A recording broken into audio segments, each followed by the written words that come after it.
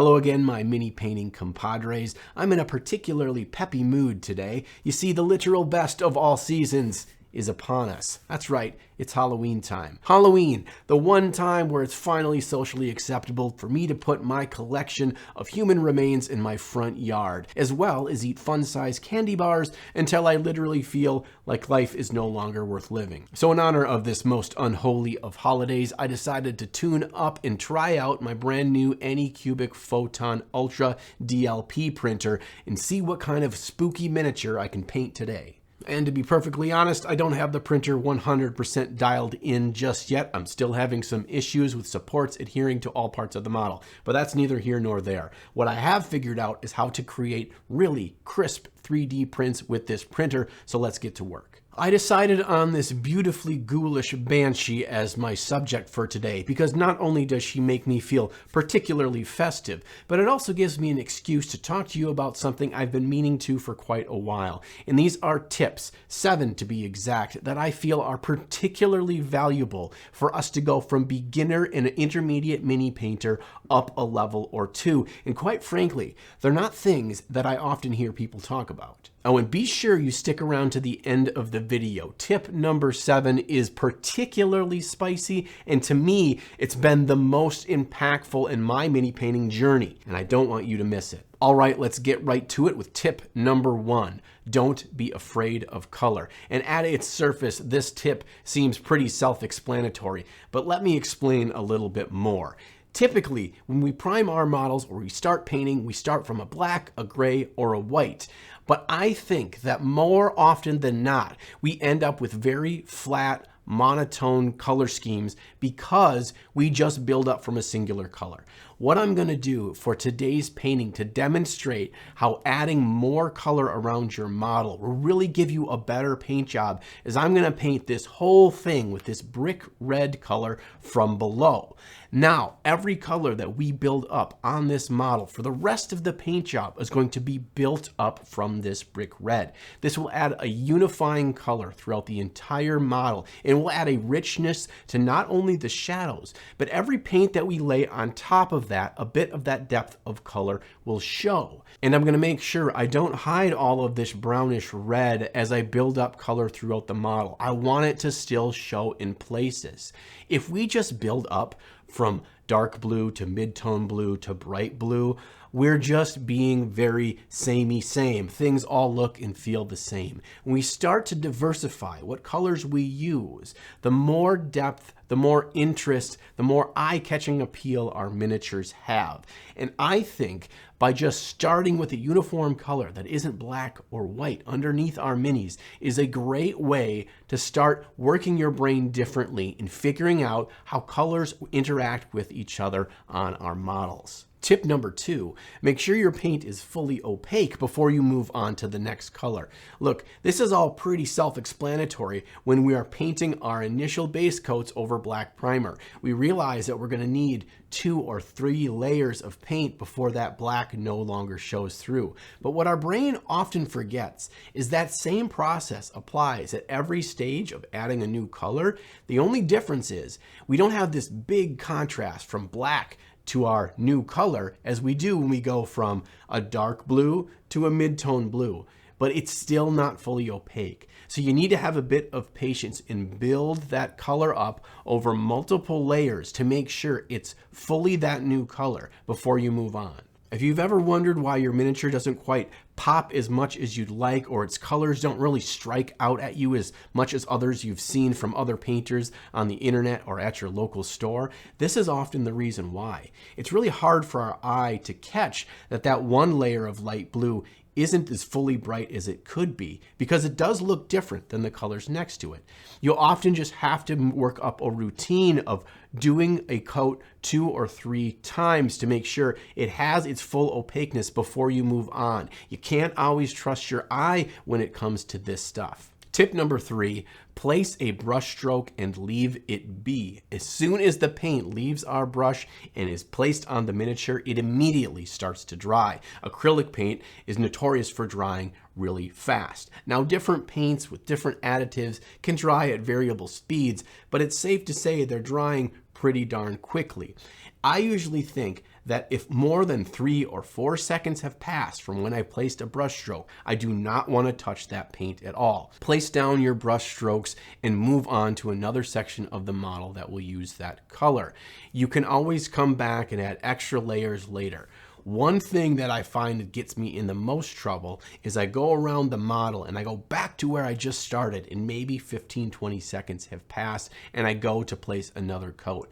This is where I'll end up tearing up some pigments because the paint is partially dried and it leaves this nasty tearing effect, and you're never going to get a nice smooth coat of paint over that area again once you've made this mistake. Over time, this will actually make you a quicker painter as well, as you're placing paint and moving across the model, working towards the wet edge where you've placed the paint already, and never going back and forth to partially dried sections. Wait until that paint is entirely dried, and then you come back for your second layer. Today's video is brought to us by the creators of the amazing Banshee Mini that I'm painting today, White WEREWOLF Tavern.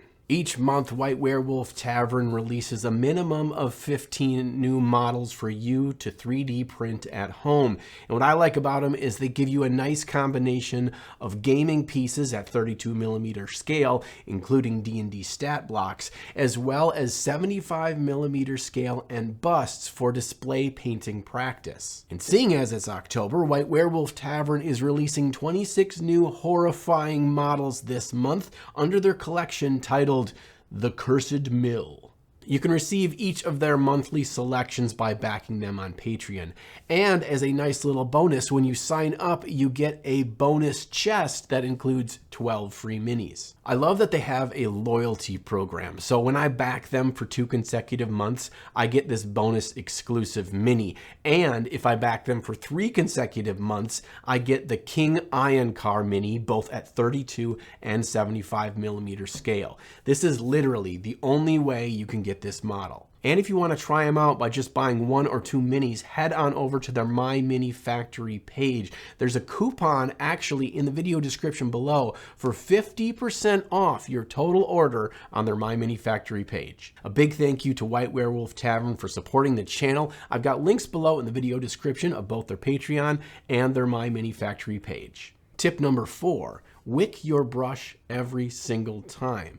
A paintbrush is very similar to a sponge. When you place it in your paint, it soaks up the moisture and it soaks up the pigments, so then you can place them later on your canvas or on your miniature or whatever the heck you're trying to paint. But when you do so, it's going to try to push out all of that moisture in that paint right away. Because we're painting on just such small things and we're often trying to get such small details, there's too much inside that brush and we don't want it all leaving at once. There are a number of ways that you can actually wick off your brush. You'll see people that often have a whole swatch of paint on their hand, and that's because they're rotating and wicking off a bunch of that moisture onto their hand. I prefer to use a paper towel because it will soak up a lot of that extra moisture that's in the brush, and it just leaves our nice smooth paint so I can get those nice crisp lines just like I like them. If your brush is regularly loaded with more paint than is absolutely necessary, you're never going to be able to draw nice tiny details, nice edge highlights, nice little eyeballs as best as you can, because you're simply not working with a tool that's set up optimally for this process. Tip number 5, become a pigment pusher. Look, we already know that acrylic paint by nature is quite transparent. That's why we learned earlier we need to have multiple coats to build it up to a nice pure color. But we can also use that to our advantage. You know, when we lay down a brush stroke, the majority of the pigments all lay out on the miniature where we lift our brush up at the end of the stroke. Use this to our advantage. With thin paints, this means where we start our stroke will be nice and faint, and we pull our brush up, we're going to have a more higher concentration of our pigment. The color will be darker there. Where I start or end my brush stroke is entirely based on what kind of paint I'm using for the process. For example, If I'm ever painting a dark part of the model, working down into a shadow, something that's not going to be in a highlight or even a midtone, I'm starting my brush stroke in an area that's going to be brightest because that's where the least amount of paint will be deposited, and I end my brush stroke in the area that's going to be darkest or most in the shadow because that's where most of that dark paint is going to be deposited. If I'm working with a brighter color, maybe I'm starting with a dark color on my model and I'm trying to build it up brighter, I do the opposite. I start the brush stroke in an area that's more in the darker or shadowy regions, and I end it at the brighter region where I want the brightest highlight to be. This is the kind of tip that's not super sexy, or there's great visuals that can really help you learn this. It's more of a creating a routine and a mindset in your head as you go through your painting process. Every time you're laying down a brush stroke, the more you can keep in mind where do I want to start and where do I want to end that brush stroke, the quicker this will become second nature. And soon it'll actually become muscle memory where you're not actively thinking about the location of the start and the end of each brush stroke. You've just done it so many times. But to start, and that's the most important part of this tip, is actively starting this process. The start of thinking about the start and end of each brush stroke is the most important thing as you progress along your mini painting journey. I want to take a real quick break in the action to give you all a super creepy thank you for being amazing zombies and supporting me over on Patreon. You really are what keep me going and this channel going. All of your love, all of your support, all of your great ideas for videos, and all of the hilarious conversations we have together over on Discord really bring me from falling into a state of rigor mortis every single morning. So once again, thank you. Tip number 6, use the side of the brush. Now, most of us know you rarely are going to want to actually just use the pointy part of the brush. First of all, when you do that, you're actually increasing the speed at which your brush wears out, and you're going to lose your tip a lot faster. But why this one's kind of tricky is because when we watch mini painting tutorials or you watch somebody paint in person, unless you are in a first-person view, you're seeing the mini painting through their eyes, it can be very hard to see what part of the brush they're actually using to paint the mini. And to the naked eye from 3 feet away or from your computer screen, it can actually look like they're using the point of the brush more often than they actually are. And note that when I say use the side of the brush, this is actually not a black and white thing where you're either using the point or using the side. There's actually this whole section of the side of the brush that's used for different aspects of miniature painting. And so the fattest part of the body of the brush is actually used for a majority of your wide work. But as you work your way down closer and closer to the tip of the brush, you're actually giving yourself more and more control to have more and more finer work you're able to accomplish. All the way up to the tiniest little edge highlights, dots of eyes, right towards that tip of the brush itself.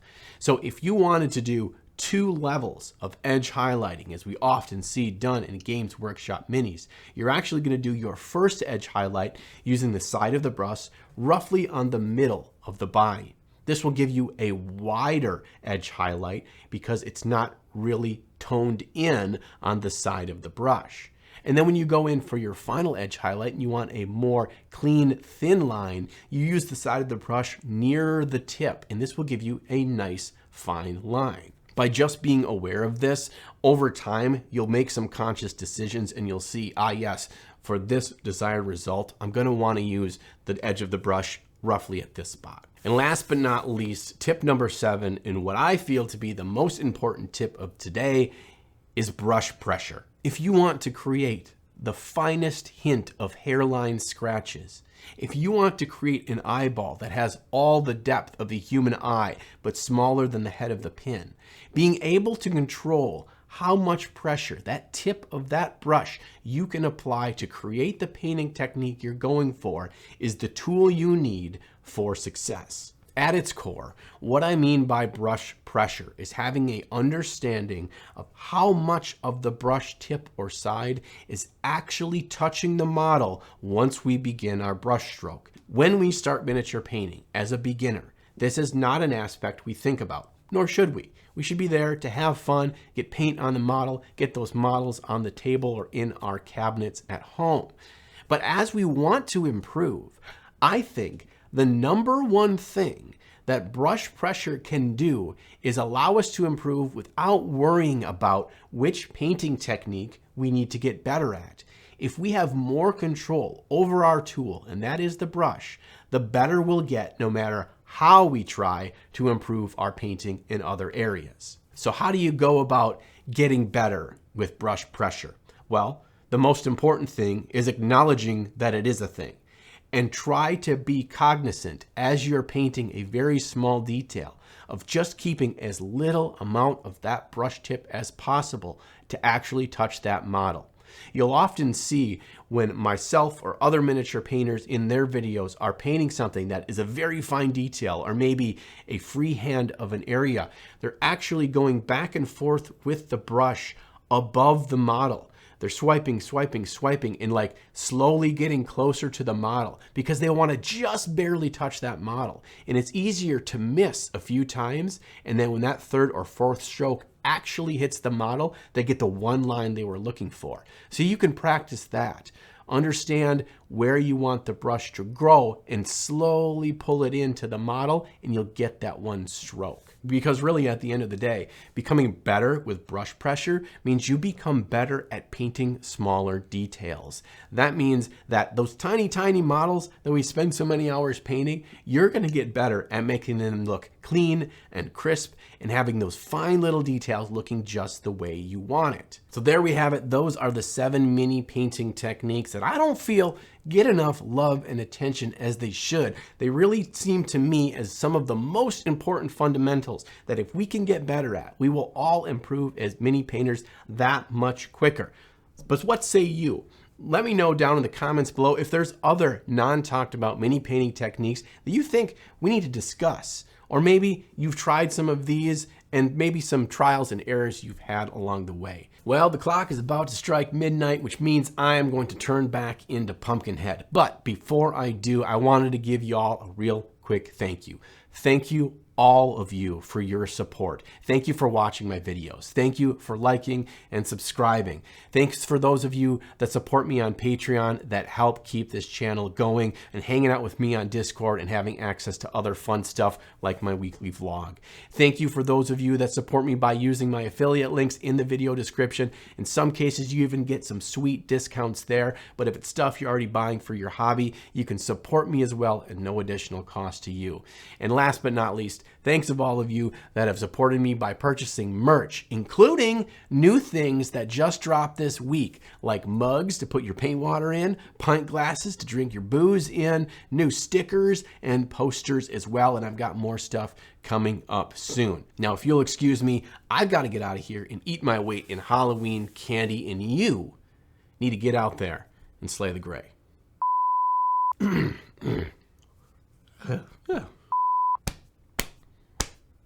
I'm getting over a cold.